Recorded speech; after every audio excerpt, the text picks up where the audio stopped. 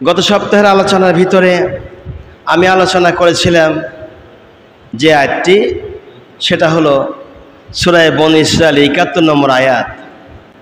আমি নতুন কোন আয়াত আবিষ্কার করে কথা বলতে পারি না, আর আমার দ্বারা এগুলো সম্ভব না। অনেক বক্তা আছে মিছে মিছে কথা বলে, কোরআন থেকে আয়াত নেয়, আবার কোরআনের সাথে সাদৃশ্য রেখে আয়াত বানায় বলে। আপনার এক বক্তা আছে, নাম বলবো না, গীবত হবে, নামের টাইটেল লাগাইছে মুফতি অমক, তারপর লেগেছে লাস্ট বীর মুক্তিযোদ্ধা। আল্লাহ রাব্বুল আলামিন জানিয়েছেন, ইয়াউমা নাদউ কুল্লা উনাসিম বিইমামিহিম, সেদিন কোন দিক? কিয়ামতের আদালতে, মুসিবতের সময় যখন মানুষ তার আপনজনদের ভুলে যাবে, আপনজন তার আপনজনকে পরিচয় দিবে না, এই দিনের ব্যাপারে আল্লাহ পাক জানিয়েছেন, ইয়াউমা নাদউ কুল্লা উনাসিম বিইমামিহিম, সেদিন প্রত্যেককে তাদের নেতা সহ আহ্বান করব আমি আল্লাহ। ফামান উতা কিতাবাহু বিয়ামিনিহি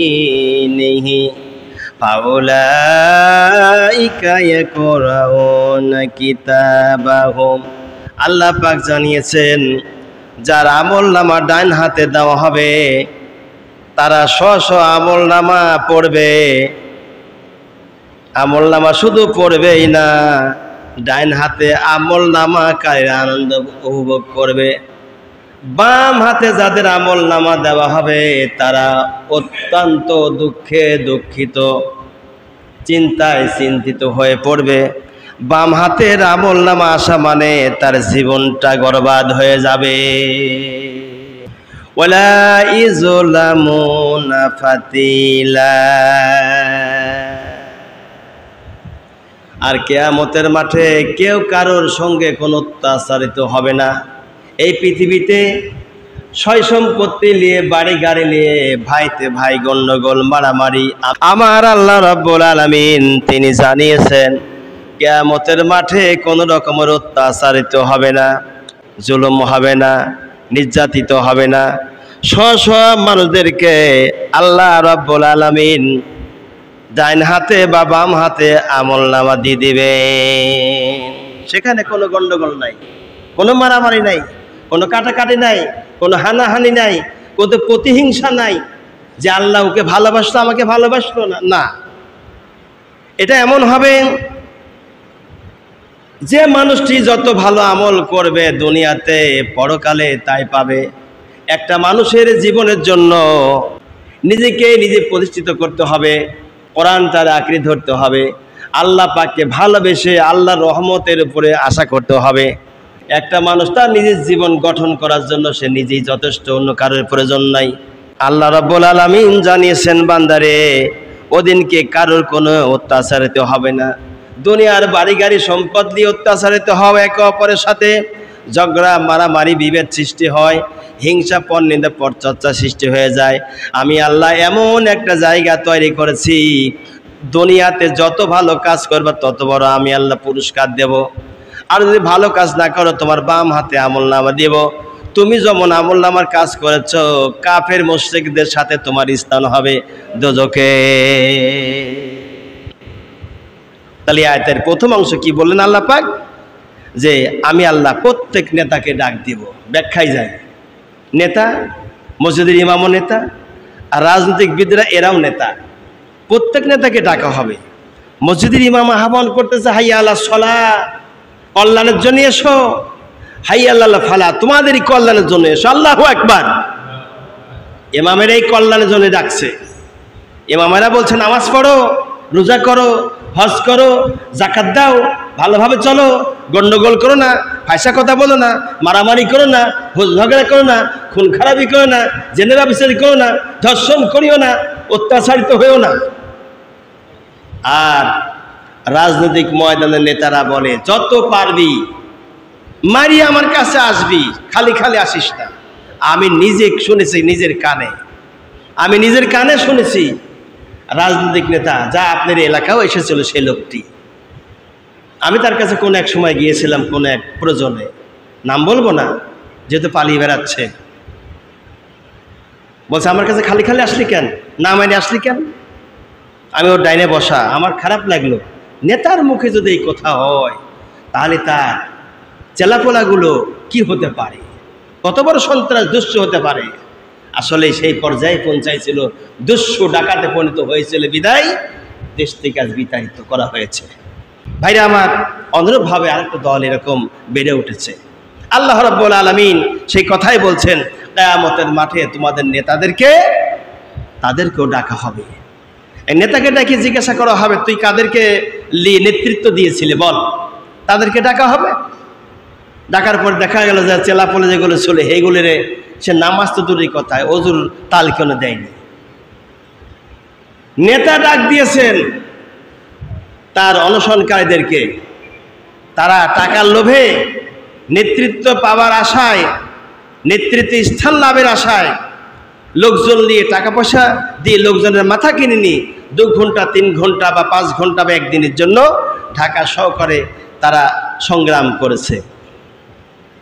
কিন্তু সেখানে যে রাত থাকলো, দিন থাকলো, নামাজের কথা বললো না, রোজার কথা বললো না, পেশাব করে পানি লাগে কিনা বললো না, ওজুর কথা বললো না, ওই নেতা কিয়ামতের মাঠে ধরা পড়ে যাবে। সে নিজেও ধরা পড়বে, তাকে অনুসরণকারীরা যারা ওরাও ধরা পড়ে যাবে। সেই জন্য দরকার হক্কানি আলেমওয়ালা পীর মাশায়েখের কাছে যাবা। হক্কানি আলেমওয়ালা, হক্কানি পীর মাশায়েখের কাছে গেলে কি হবে, লাভ কি? নিজের জীবনটা গঠন হবে, তারা কিছু সবক দেয়, আমল দেয়, এগুলো বাস্তবে নিজেরা আমল করে, তাহলে তারা কামিয়াবি হয়ে যাবে। অনেক সময় দেখা যায় মানুষ বিভ্রান্তির মধ্যে পড়ে যায়, যখন কোনো আলেম ওলামা, হক্কানি আলেম ওলামা পীর মাশায়েখের কাছে যায়, তখন সে বিভ্রান্তি পড়ে না, সে কিছু সবক দেয়, সবকগুলো বাতায় দেওয়ার পরে যা আমল করা যায় আল্লাহ পাক তাকে মাফ করে দিবেন, এবং তারা কোনোদিনে যে উত্তাসিত হবে না কিয়ামতের মাঠে। তাহলে এখন আমরা বুঝলাম, প্রথম ইমাম হলো যারা সৎ কাজের আদেশ দিচ্ছে, মসজিদের ইমাম সাহেবেরা, মুয়াজ্জিন সাহেবেরা, খাদেম সাহেবেরা, খতিব সাহেবেরা, আমরা যারা সৎ কাজের আদেশ করছি, অসৎ কাজ থেকে মানুষকে ফিরে থাকতে জন্য আহ্বান করছি। রাজনৈতিক ময়দান নেতারা এগুলি করবে না। তাই এই 2 নেতার কিয়ামতের মাঠে হিসাব হবে।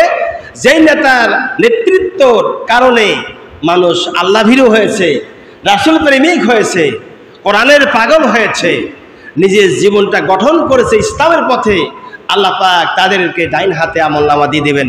একটু ভাই জোরে বলি সুবহানাল্লাহ। আরে মুখ দিয়ে বলেন জোরে সুবহানাল্লাহ। নেতৃত্বের স্থানে যারা থাকবে সতের উপরে, অসৎ নয়, তাদের জন্য রয়েছে আল্লাহর জান্নাত, ডাইন হাতে আমলনামা। আপনার বোবার মতো বসে থাকেন কে, বুঝি না কিছু।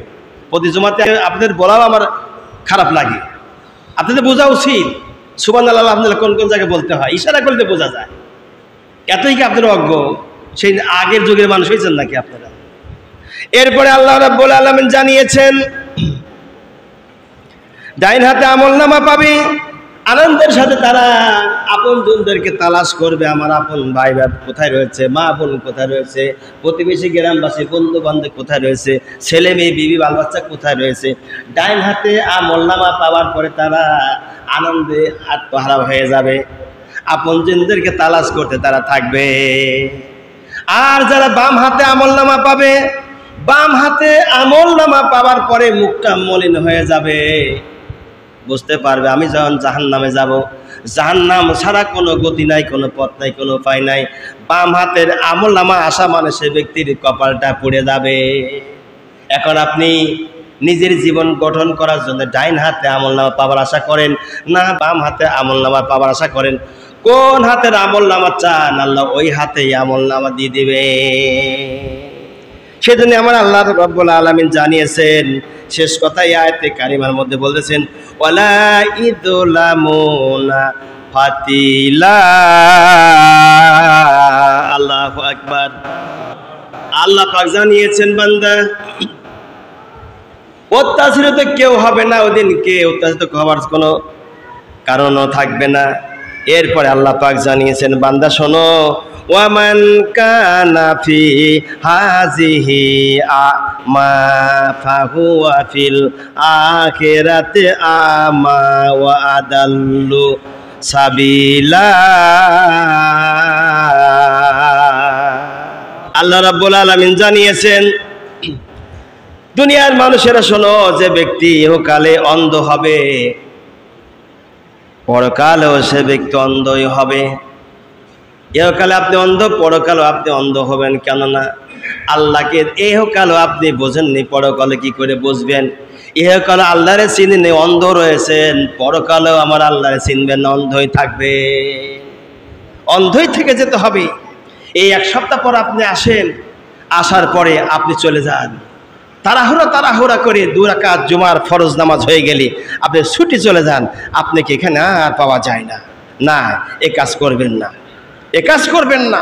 আল্লাহ পাক জানিয়েছেন, শোনো, অন্ধ তো থাকবে, অন্ধ থাকাই না, অন্ধ যারা হবে তারা কিন্তু ও আদাল্লু সাবিলা। আল্লাহ পাক বলেন যে তারা এবং পথভ্রষ্টও হবে। শুধু অন্ধকারী অন্ধই হবে না, শুধু বান্দা অন্ধই হবে না, ওরাই হলো গা পথভ্রষ্ট। দেখেন তো তাকাইয়া সমাজের বুকে যারা কোনো আলেম ওলামা হক্কানি পীর মাশায়েখের সহবতে নাই, এরাই বেনামাজি বেশি, আর এরা হলো গা পথভ্রষ্টতার মধ্যে রয়েছে, দিনের পথ থেকে দূরে সরে রয়েছে। কিছু না হলেও কোনো আলেমের সঙ্গে যদি সম্পর্ক বজায় রেখে চলতে পারেন, তাহলে হয়তো আপনার নিজ জীবনটা কামিয়াবি হতে পারে। সুতরাং আমরা তা থেকে বহু দূরে রয়েছি, ইসলাম থেকে বহু দূরে সরে রয়েছে। অথচ আল্লাহ পাক জানিয়েছেন কোরআনে কারিমের মধ্যে, আকিমিস সালাতা লিদুলুকিশ শামসি ইলা গাসাকিল লাইলি ওয়া কুরআনাল ফাজর ইন্না কুরআনাল ফাজরি কানা মাশহুদা।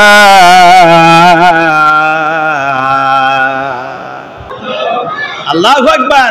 আল্লাহ রাব্বুল আলামিন জানাই দিলেন, দুনিয়ার মানুষেরা শোনো, পৃথিবীর মানুষেরা শোনো, আকিমাস সালাতা লিদুলুকিশ শামসি ইলা গাসাকিল লাইল।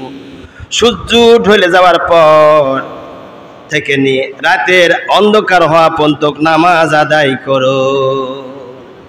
আল্লাহ পাক কোরআনে কারিমে এই কথা কোট করলেন, সূর্য যখন ঢলে যাবে রাতের আধার পর্যন্ত নামাজ আদায় করুন। ওই যে আমি কিন্তু একদিনে বলেছিলাম 5 ওয়াক্ত নামাজ কোন কোন সময় কার উপরে ফরজ হয়েছে, একথা আলোচনা হয়েছে।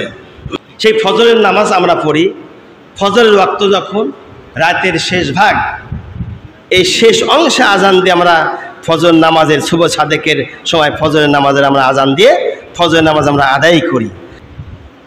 কুরআনাল ফাজরি ইন্না কুরআনাল ফাজরি কানা মাশহুদা। হে নবী, আপনি আমার বান্দাদেরকে জানিয়ে দেন, রাতের অন্ধকার হওয়া পর্যন্ত নামাজ যেন কায়েম করে, আদায় করে। ওয়াল কুরআনাল ফাজর, ফজর নামাজও, অর্থাৎ কি ওয়া কুরআনাল ফাজর, ফজরের নামাজও যেন আদায় করে। ইন্না কুরআনাল ফাজরি কানা মাশহুদা, নিশ্চয় ফজরের নামাজ লক্ষণীয় বস্তু। ফজর নামাজ যারা আদায় করবে, ওই সময় যদি বাড়ির থেকে বের হয়ে চলে আসে, মা বোনরা বলে, আমার কানে কথা আসছে, হুজুর নামাজের কথা কয় না। আমার মনে হয় মা বোন আপনার নামাজের কথা আমার শোনেন না, কান দিয়ে বোধহয় আমার আলোচনা শোনেন না। আজ পরিষ্কার করে শোনেন, প্রত্যেক জমায় আপনারা কান ফেলে দিয়ে কথাগুলো শুনবেন। ছাগল চয়নার গল্প করার মধ্যে তো আপনার কথা শোনা যাবে না। কথা শুনতে গেলে কিছু মা বোন যেমন এক বাড়িতে একত্রিত হয়ে কথা শুনে এরকম কথা শুনতে হবে, আমার ওয়াজ শুনতে হবে। এরকম করে ছাগল চয়নের মধ্যে গল্প করার মাধ্যম দিয়ে আমার কথা শুনলে আপনি কথা তো বুঝবেন না। আমি নাকি নামাজের কথা বলি না, এই কথা আমার কানে আসছে। আমি বলি, যে সকল মা বোনরা বলেছেন আজ কান লাগায় শোনেন, আল্লাহ রাব্বুল আলামিন জানিয়েছেন ফজরের নামাজ লক্ষণীয় বিষয়বস্তু। ইন্না কুরআনাল ফাজরি কানা মাশহুদা, ফজরের নামাজ গুরুত্বপূর্ণ নামাজ, লক্ষণীয় বিষয়। যদি কোনো ব্যক্তি ফজর নামাজ পড়ার জন্য বাড়ি থেকে বের হয়ে চলে আসে, বজদে আসা পর্যন্ত যে হাওয়া বয়, ওই হাওয়া যখন বইতে থাকে নামাজি ব্যক্তির নাকের সুঘ্রাণটা হাওয়ার সঙ্গে মিশ্রিত হয়ে যায়। ওই হাওয়া শুধু দুনিয়ার হাওয়া নয়, আল্লাহর জান্নাতের হাওয়া। জোরে বলি সুবহানাল্লাহ। এই হাওয়া হলো আল্লাহর জান্নাতের হাওয়া। নামাজ শেষ হয়ে চলে যাবেন বাড়ির দিকে, তাও সেটা যে হাওয়া বইবে ওই হাওয়াটা হবে জান্নাতি হাওয়া। এই জান্নাতুল ফেরদাউসের হাওয়া আল্লাহ মুমিন বান্দাদের নাকের মধ্যে প্রবেশ করায়া দেয়। অথচ ফজর নামাজ আমরা নামাজ আসতে চাই না, ফজর নামাজ পড়তে চাই না, নামাজ আমরা ত্যাগ করি। আর ফজর নামাজের ব্যাপারে আল্লাহ বলছে লক্ষণীয় বিষয়, নামাজ আদায় করো, নামাজ পড়ো।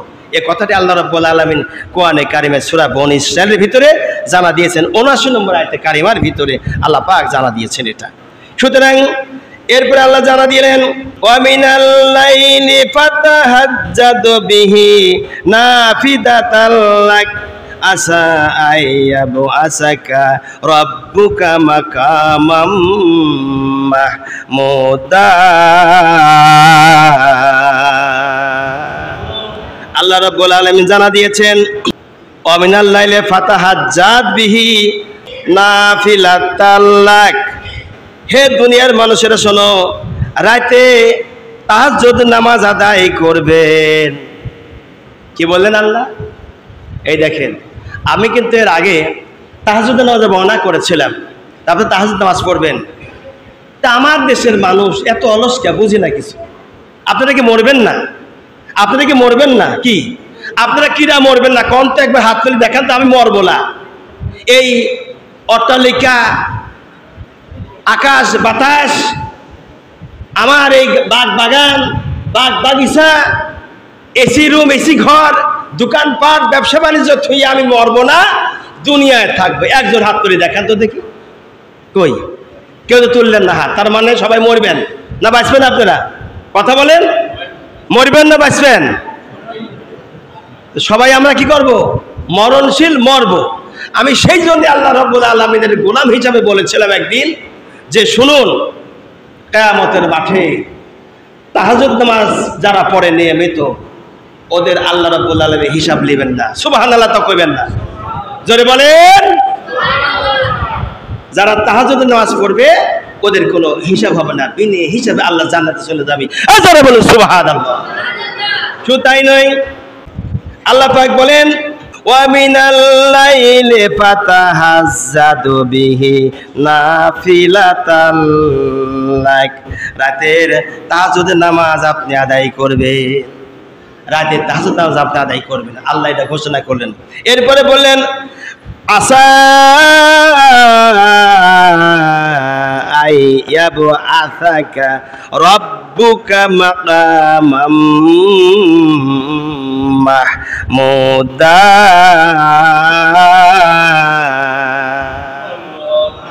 আল্লাহ জানা দিলেন এটা আপনার জন্য আসা যে আমি রব্বুল আলামিন, আপনার রব, আপনার সৃষ্টিকর্তা, পালনকর্তা, রিজিকদাতা, বিধানদাতা, আপনাকে প্রশংসিত স্থানে উপনীত করবেন, এমন একটা জায়গা যেখানে আল্লাহর জান্নাত। ওই জায়গা যদি পেতে চাই তাহলে আমাদেরকে তাহাজ্জুদের নামাজ আদায় করতে হবে। এখন অনেকেই বলে যে তাহাজ্জুদ নামাজের কথা আবার আল্লাহ বলেছেন নাকি? এই দেখেন আল্লাহ কোরআনে কারিমার মধ্যে জানা দিয়েছেন তাহাজ্জুদ নামাজের ব্যাপারে। শুধু নামাজ ফরজের ব্যাপারেই বলা হয় নাই। সূরা বনী ইসরাঈল ৭৯ নম্বর আয়াতের মধ্যে আল্লাহ পাক তাহাজ্জুদ নামাজের কথা বলছেন। খালি মনে করেন ৫ ওয়াক্ত নামাজে আপনারা পড়েন না, আপনারা মরবেন না? পড়তে পারেন না নামাজ ৫ ওয়াক্ত? মা বোন আপনারা কানে শোনেন না? বেপরদা চলাফেরা করেন, আপনি নামাজ পড়তে পারেন না? আজান হলে, আজানের পরও আপনারা মাথায় কাপড় না দিয়ে বাইরে দাঁড়া থাকেন, কারণটা কি? লোকজন গুনেন কেন? ব্যাপারটা কি? লোকজন গুনবেন না রাস্তা দাঁড়িয়ে, ওই সিহার আল্লাহ পাক ঝলসায় দিবেন জাহান্নামের আগুন দিয়ে। যে সকল পুরুষেরা মাথায় টুপি পরবে না, ওর মাথাটা কিয়ামতের নয় টাস টাস করে ফেটে যাবে। আল্লাহু আকবার। হাসরের ময়দানে মাথা ফেটে যাবে। যে সকল মহিলারা মাথায় কাপড় পরে না, আজান হচ্ছে মাথায় কাপড় নাই, সম্মান সুযোগ রাসূলের নাম আর আল্লাহর নাম আজানের সময় ব্যবহৃত হয়।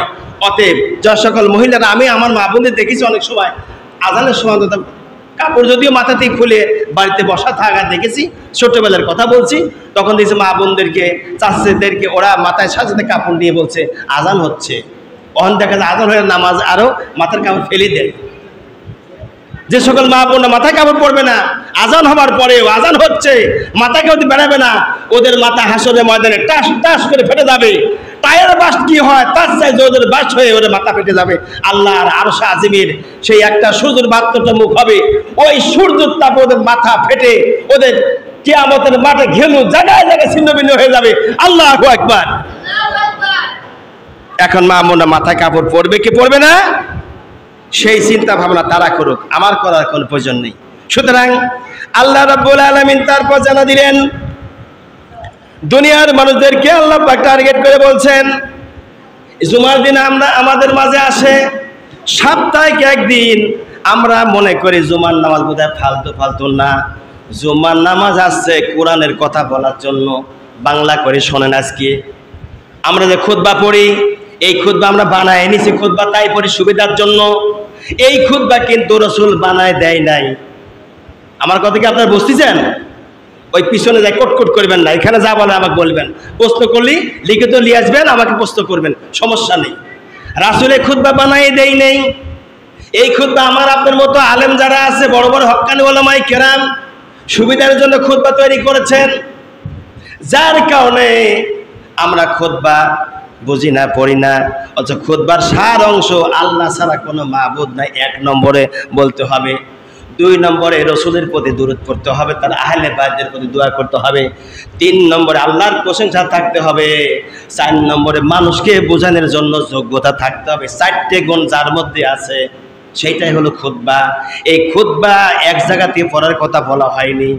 এরপরে যে মাসে যে খুতবা ওইটা দরকার নাই, যদি গুরুত্বপূর্ণ ওই মাসের ফজিলত থাকে সেটা বর্ণনা করতে হবে।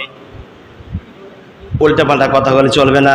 আল্লাহ রাব্বুল আলামিন জুমার নামাজের ব্যাপারে সেদিন আয়াত নাযিল করেছেন সূরা জুমআ, সূরা জুমআ। জুমার নামাজে সূরায় জন্য অবতীর্ণ হয়েছেন। এই সূরার মধ্যে 11টি আয়াত আছে, 2টা রুকু রয়েছে।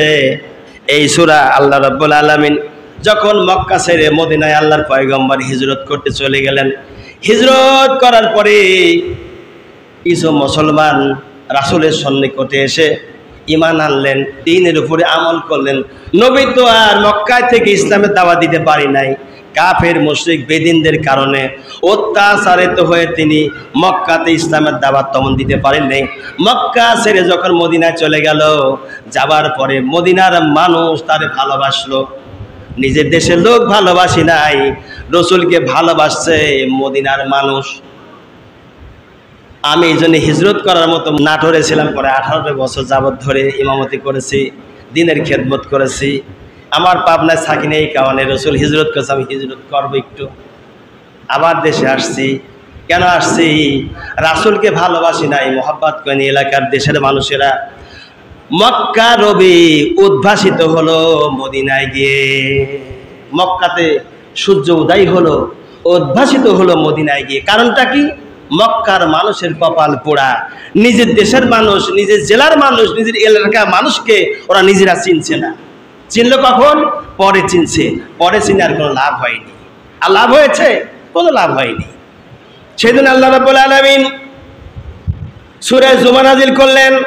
এই সূরা জুমার ভিতরে আল্লাহ পাক জানিয়েছেন কুল ইন্নাল মাউতাল্লাযী তাফিরুনা মিনহু ফাইন্নাহু মুলাকীকুম সুম্মা তুরাদ্দুনা ইলা আলিমিল গায়ব ওয়াশ শাহাদাতি ফায়ুনাব্বিউকুম বিমা কুনতুম তা'মালুন।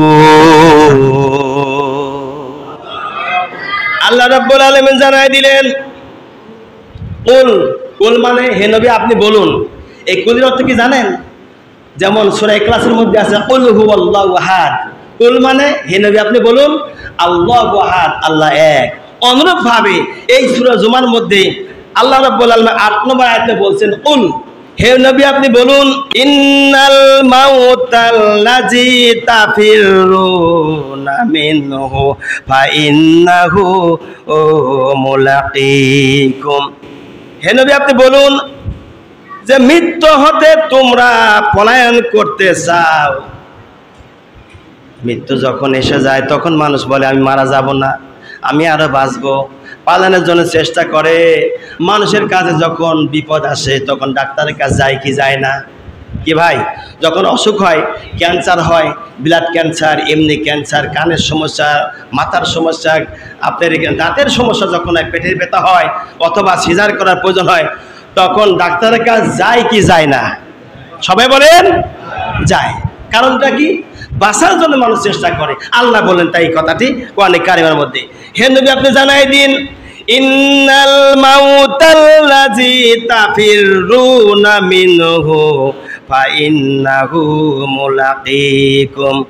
হে বান্দা, মৃত্যু হতে তোমরা পলায়ন করতে চাও, মনে রেখে দিও, সুম্মা তুরাদ্দুনা ইলা আলিমুল গায়ব।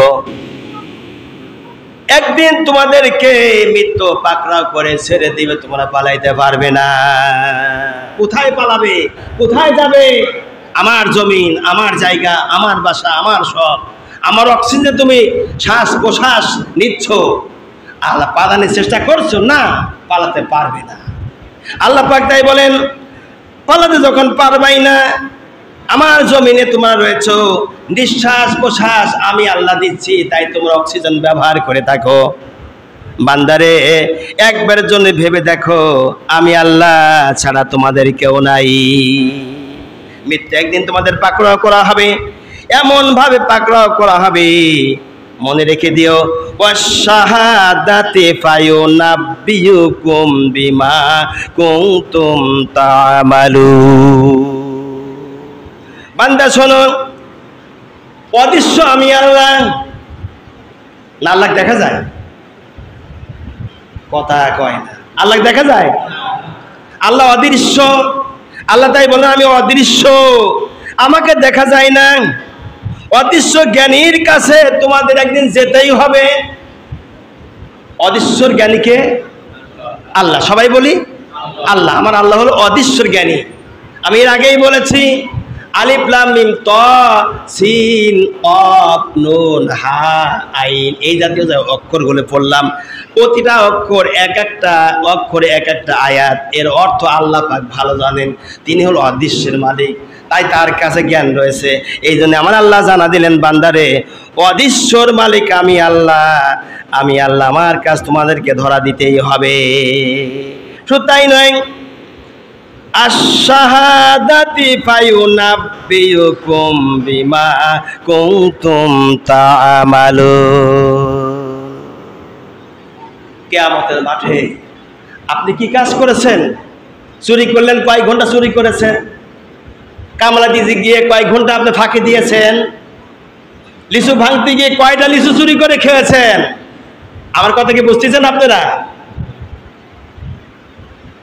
কয় ঘন্টা ক্যারাম বোর্ড ফেলেছেন? কয় ঘন্টা নারী লয়ে খেলাধুলা করে বেড়াইছেন? কয় ঘন্টা হাগানে বাগানে গাড়ালে নারীদেরকে নিয়ে বেড়াইছেন? কয় ঘন্টা আপনি অন্য নারীর মুখে চুমা দিয়েছেন, কথা বলেছেন?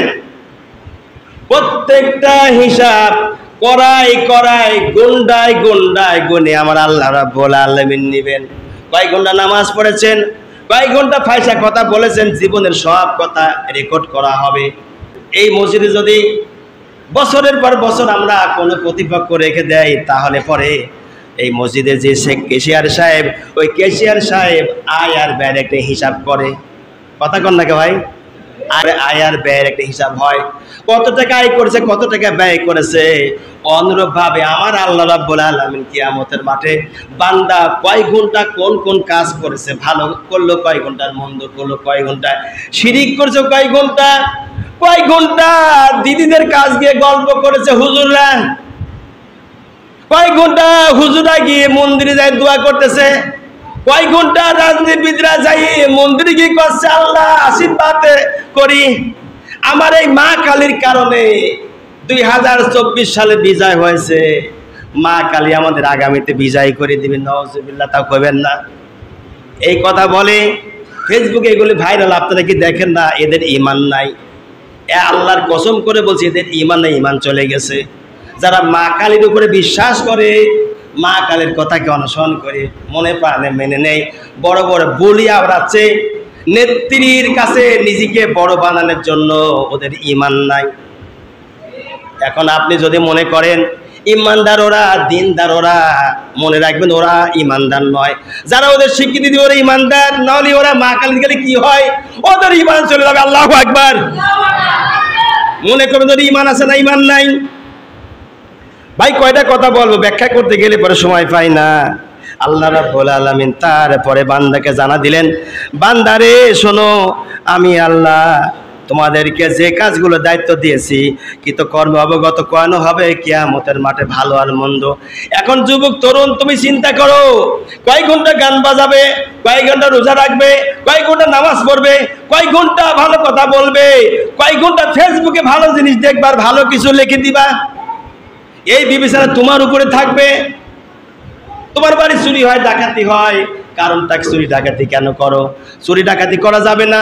কিয়ামতের মাঠে লক্ষ লক্ষ মানুষের সামনে বড় আসনের উপরে চোরকে বসায় বলা হবে, ওই যে চোর, অমুকের বেটা, অমুকের নাতি, অমুকের ছেলে। এটা তখন মুখ কোথায় দেখাবা? আমরা তখন দেখতে পাবো। ভাইরা আমার, অনেক কথা। এরপরে আল্লাহ রাব্বুল আলামিন জানিয়েছেন, ইয়া আইয়ুহাল্লাযীনা আমানু ইযা নুদিয়া লিস-সালাতি মিন ইয়াউমিল জুমআতি ফাসআউ ইলা যিকরিল্লাহ। আজকের দিনের গুরুত্বপূর্ণ আয়াত এটা। আজকের দিনের কি বলেন? গুরুত্বপূর্ণ কথা কয় না, কলি হয় না। আজকের দিনের এটা গুরুত্বপূর্ণ আয়াত, গুরুত্বপূর্ণ। জিকির করেন লা ইলাহা ইল্লাল্লাহ, জবান খুলে পড়েন লা ইলাহা।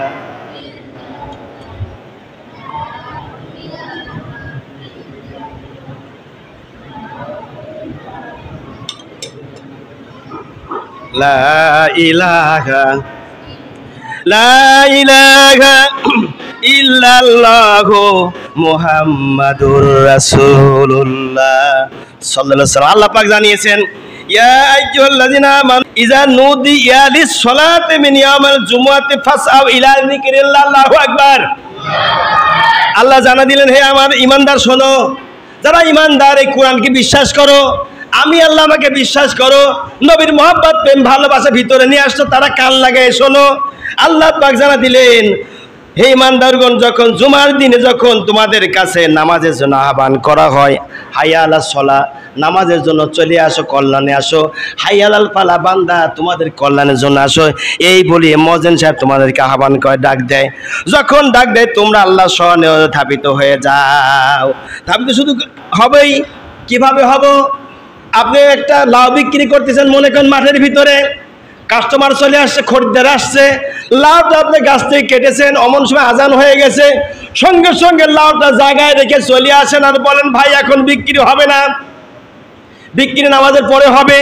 আমার আল্লাহ তাই বলছেন, বান্দারে শোনো, ওয়াদারুল বাইয়া, ক্রয় বিক্রয় বন্ধ করে দাও, তোমার আর ক্রয় বিক্রয় তখন চলবে না। এই আয়াতের ব্যাখ্যা আজকে পর্যন্ত থাকবে, আর আলোচনা করবো না, আগামী দিন থাকবে ইনশাআল্লাহ।